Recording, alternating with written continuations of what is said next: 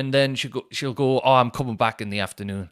So it just means I've got to get this filming done. I've got to get the recording done before she gets back, because I can't record it with her stomping about the house, or maybe listening in if I'm slagging her off. She doesn't listen in, but if I slag her off too loudly, overzealously, I don't want to hear. And you can't be too creative when you know your wife's just like walking around the house, like coming in at any time. It's not a nice way to do the podcast. So yeah, so she's coming back. I fucking hate it, man. Lockdown, honestly. Just go to the office and stay in the office from 9 till 5, please, everybody. Oh, it's more productive if you work from home. Is it really? Because I've seen what goes on when people work from home. I don't think that's... Get out the house, get to the fucking office. I'm laughing, but I mean it. I do. There was a guy right behind me, who, if you've been to the Stadium of Light, or if you've been to like a football match, for example, you should sit with your legs kind of tucked under your own backside. There's not a lot of room, on the floor, obviously. You're sat now with both feet on the floor, and then just tuck your legs back. That's how you should be sat at the match. Because if you extend your legs, if you go all the way forward, like you've won a competition, like you're in a fucking all-inclusive holiday or something, then every time the person in front of you gets up, the flappy bit of the seat kind of jams your toes, because you've not had the wherewithal to realise that's what happens. So every time I got up, and I must have got up about 4 or 5 times because I needed a piss, but you time it. You time it. Anytime he does one of his new ones. Like, I didn't... there was a song that Andrew wanted to listen to called The Night Shift, and I'd never heard that. And, so if you've not... That's the thing, it's with music. If you've not heard it, you're not that arsed. So when he was knocking out some of his newer stuff, and that was my cue to get up. And every time I did, the flappy thing, was catching the guy behind me. And I heard him a couple of times, he was just like... And I was like, well, don't fucking... we've all paid for the same seats here. I'm not doing that to the person in front of me. I realise my feet are in jeopardy every time somebody gets up. So I don't know why you think you're any different. And I caught a glimpse of him, so let's call him you stupid tall fuck. Yeah, he was winding us up as well. He was a proper this guy, that series that's on Netflix at the moment. It's called One Day. There was a film about it 10 years previous in 2011, and it was about somebody who... It's about a couple, isn't it? I didn't watch it all the way through, actually. I watched episode 1, but it's about a couple who they meet when they're young, and then at the end they get together, and then, spoiler alert, from what I remember, she goes for a swim, and then at the end she gets ran over, and it's a terrible story. It's well told, obviously, but it's heartbreaking, isn't it? Because they finally get together after 20 years of like on and off. The timing was never right. He was in the wrong place. She was never in the right place, etc. When they finally do get together, she gets ran over, and that's based on a book. And I remember I was going out with somebody in London at the time, and I was in like a Tunbridge Wells.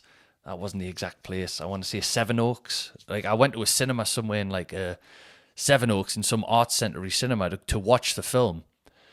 And I was sat next to, when somebody just wants to let you know that they've read the book?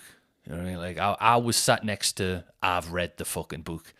And it was just like, oh, hey, well, in the book, in the middle of the film, I just heard this last going, oh, in the book, they don't do it that way. Actually, they do it this other way. I'm just like, well, you fucking... All right, I get it. Well done. You're better than me. You've read the book. I just want to enjoy the film. That's what this tall fuck was doing at the Bruce Springsteen concert behind me.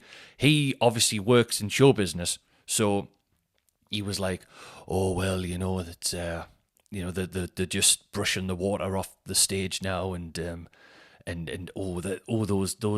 those lights, they're very expensive as well. Like, yeah, they probably only came out about 10 minutes ago. Oh, you've got to be very, very careful with those ones. And then the guys screensaver was popping up on the, when Bruce Springsteen's, he's got the screens. Obviously, the tech who's in charge of that, he's called Pete.